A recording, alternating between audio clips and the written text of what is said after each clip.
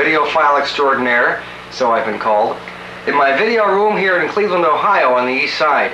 This is the, what is today? This is the 2 days before Thanksgiving. 20th of November, 1979. And we have Mr. Art Volo here with his beautiful brand new RCA CC004 color camera. Art asked me to make a short hello to Stu Goldberg in New York. So, hi Stu, how you doing? Pleased to be able to come to you through your little Trintron TV this way. One quick note, I wrote your reel recently regarding a list that you sent me from a video club in New York City. And I'm very serious about getting dubs of the movies that I asked you about.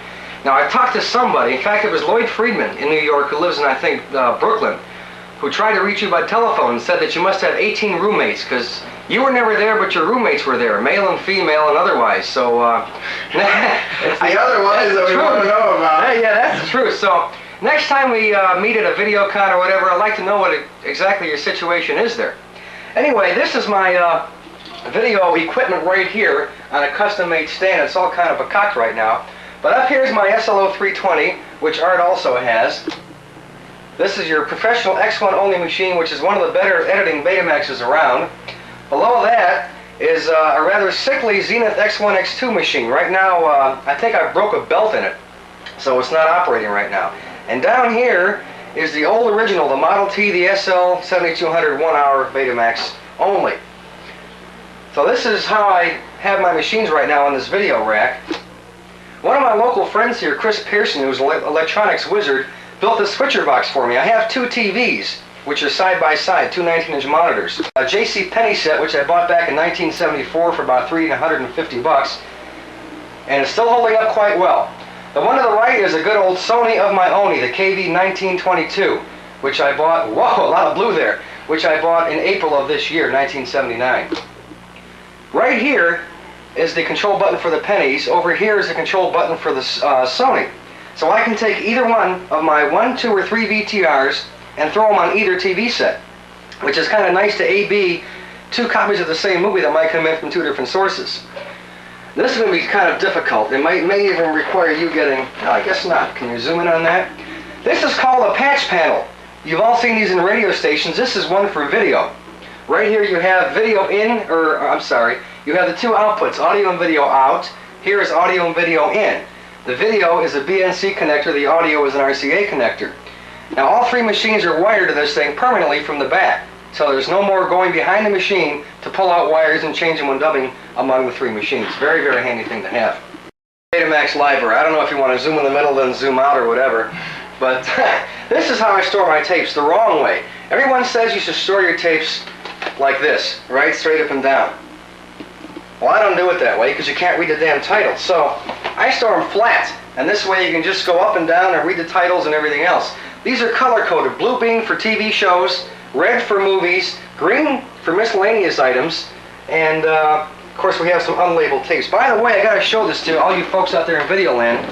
Here it is, the first one. Got a nice tight shot of that. This is the first L830 to hit the Cleveland area here in late 1979. This is a Zenith Maxa tape. Okay, they have a nice colorful rainbow logo on there. And this is your 5-hour tape on the X3 speed. Now to see how good Art's color camera is, the hubs are green. The tape shell is black. And this is very, very thin tape. This runs about 104 minutes at the X1 speed, about, I think, 4.5 hours at X2 and 5 hours at X3. Now this picture over here was of myself, right over here, and one Kerry Decker right over here, who will probably see a dub of this, he always does. This was shot about a month ago when my girlfriend and I went down to Orlando, Florida to meet Kerry and his family in person, after corresponding on videotape for almost 3 years. Quite a trip. Over here are some various pictures from our video cons to see how good your zoom is there. This is from the recent one in September of 1979, which will be in the next video file, number 22, I think. And this was our May convention over here, which is in color, obviously. And this frame picture is the most classic commercial of 1979. Since my name is Ray, I always heard, you can call me Ray or you can call me Jay, on and on and on and on and on. So there you have it. Okay. Now right below my two TVs are some more tapes. Since we're in a very small, crowded bedroom here, I can't have my library on one wall like I used to. So below the two TV sets are make that 8 more cases of videotapes. way here in the corner are my first 48 tapes, way here in the corner of the bedroom. So what can I say? So there you have it. This has been a real quick flash tour of the Ray Glasser home video library collection, TV room, and everything else. Hope you guys have enjoyed it for what it's worth. And I'd like to say hello to all the guys that might see this out there in video land, Stu and everybody else.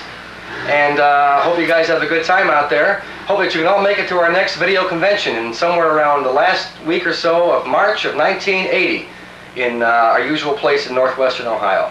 So until we meet again in person or in color, whatever, bye.